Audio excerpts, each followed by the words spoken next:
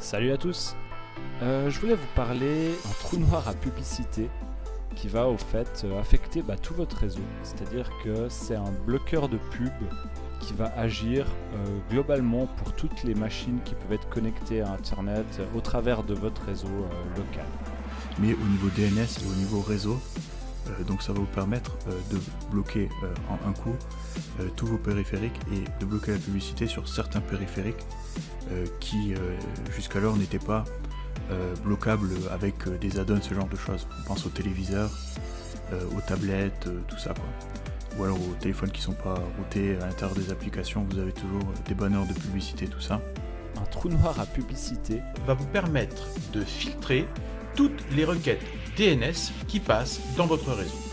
Tout ordinateur qui est sur un réseau est identifié par une adresse appelée adresse IP, qui est une succession de chiffres séparés par des points. Mais vous avez remarqué que lorsque vous allez sur un site internet, vous ne tapez pas une adresse IP dans votre navigateur internet. Vous tapez www.le-site-que-vous-voulez.com, etc. Donc pour pouvoir trouver le site que vous voulez visiter, votre navigateur internet va interroger ce que l'on appelle un serveur DNS, qui va donc, à partir du nom de domaine que vous avez tapé, www.etc.com, rechercher l'adresse IP qui correspond. Et donc le serveur DNS va répondre en donnant cette adresse IP, et ainsi votre navigateur sait sur quel serveur se trouve le site que vous voulez visiter. Les serveurs DNS sont également utilisés par les États pour filtrer et pour empêcher leur population de visiter certains sites. Comme c'est très facile à mettre en place, eh bien, ils peuvent ainsi contrôler toute la population et leur interdire des sites qui ne sont pas en accord avec leur façon de voir les choses. Donc les serveurs DNS sont également très pratiques pour censurer. Pourquoi ? Eh bien parce que lorsque vous visitez un site qui contient par exemple des publicités, eh bien toutes ces publicités ont besoin de faire des requêtes DNS également pour s'afficher dans le site. Si vous bloquez ces requêtes, eh bien les publicités n'apparaissent plus sur le site, tout simplement. Trou noir à publicité. Permettre déjà premièrement de bloquer toutes les publicités qui apparaissent sur tous les sites que vous allez visiter, pour faire par exemple du contrôle parental et interdire certains sites sur votre réseau à la maison. Mais ce que moi je trouve le plus intéressant avec Trou noir à publicité. il bloque également ce que l'on appelle la télémétrie. Sachez que si vous utilisez par exemple Windows, eh bien Windows communique régulièrement, quasiment toutes les minutes, avec des serveurs de Microsoft pour transmettre des données. Il y a également d'autres applications qui tournent en arrière-plan sur vos systèmes d'exploitation et qui peuvent également transmettre de la télémétrie pour, par exemple, donner des informations sur les applications que vous utilisez, sur quand vous les utilisez, à quelle fréquence vous les utilisez, quelle est la configuration de votre matériel, etc. etc.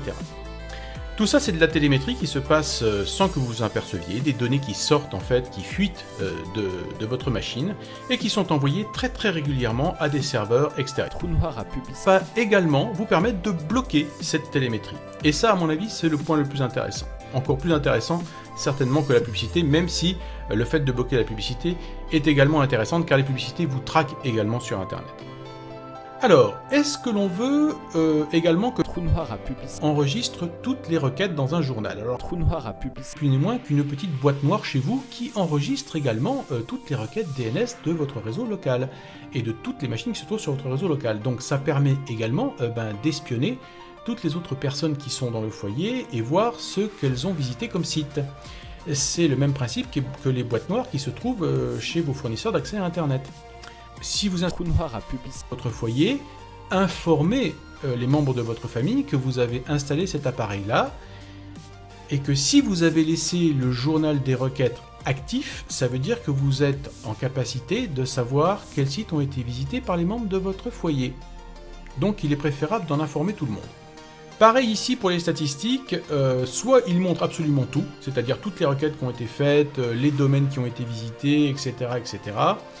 Soit vous pouvez désactiver tout. Imaginons vous voulez visiter un site et que vous vous apercevez que vous n'arrivez pas à visiter ce site, il est bloqué.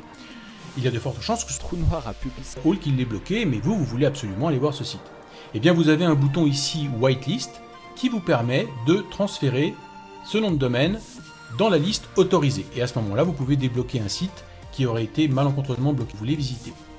Et à l'inverse, la blacklist qui, elle, vous permet de bloquer certains noms de domaines. Alors, bien sûr, la blacklist, c'est très intéressant, mais ça permet aussi de devenir le petit dictateur du foyer. Parce que imaginez que vous voulez que tous les membres de votre foyer utilise uniquement des moteurs de recherche qui ne sont pas Google, eh bien vous pouvez avoir envie de faire quelque chose comme ça. C'est-à-dire de taper google.com ou même de mettre ici une wildcard, c'est-à-dire un astérisque, et de dire tout ce qui s'appelle Google, je ne veux pas que ce soit dans la whitelist, je veux que ce soit bloqué, eh bien vous pouvez faire ça. Donc vous devenez un petit dictateur du DNS, c'est-à-dire qu'en fait vous devenez la Chine. Donc à la maison, vous bloquez tout ce que vous voulez. Néanmoins, il y a peut-être un cas où cela peut être intéressant, c'est dans le cas où vous voulez faire un petit peu de contrôle parental et bloquer certains sites pour les membres de votre foyer. À la rigueur, là, je pense que ça peut être effectivement une bonne solution. Ça, c'est à vous de voir, c'est à vous de juger. Dans tous les cas de figure, je me répète, il faut informer votre famille que ce système a été mis en place. Ensuite, vous avez la possibilité, avec le menu Disable, de pouvoir désactiver pendant un temps déterminé. 10 secondes, 30 secondes, 5 minutes, ou même un temps que vous allez déterminer vous-même. Simplement pour une raison, par exemple, vous avez besoin de faire un paramétrage réseau, vous avez besoin que tout soit ouvert pour des tests, des raisons diverses. Vous pouvez faire ça en un clic, hop, il se désactivera pendant un certain temps et va se réactiver automatiquement. Ça peut être très pratique. Et vous avez également une liste de plein de journaux, plein de logs, qui vous permettent d'avoir des tas de statistiques détaillées sur ce qui se passe sur Trou noir à publicité. D'autant plus que c'est très intéressant. Moi, ce que je vous invite à faire, c'est d'utiliser avec plein de vos appareils connectés. Par exemple, avec votre smartwatch, par exemple, ou avec votre téléphone mobile, avec Windows, avec Linux, avec d'autres appareils intelligents connectés. Changez leur serveur DNS pour le faire passer par le port. Et vous allez être très surpris de voir ce que ces appareils envoient et où ils envoient ces informations. Et ça peut être parfois très effrayant puisque vous allez voir que certains de vos appareils sont constamment en train d'envoyer des informations. Donc, si vous voulez donc voir tout ça, bien sûr, il faut se mettre sur Show Everything et là, vous allez être très surpris de ce que vous allez constater et vous allez voir que vos appareils parlent beaucoup, ils sont très bavards. Voilà, nous avons fait un rapide tour de tous les différents menus qu'il y a. Vous voyez qu'il n'y a rien de très compliqué. Et nous allons regarder un petit peu. Donc vous voyez qu'on a plein de requêtes qui ont été bloquées, beaucoup de télémétrie. Celle-là, vous la verrez beaucoup, pipeariamicrosoft.com. Dès que vous vous connecterez à une machine Windows, vous aurez plein de requêtes de ce genre. On va aller faire un petit tour du côté des query logs.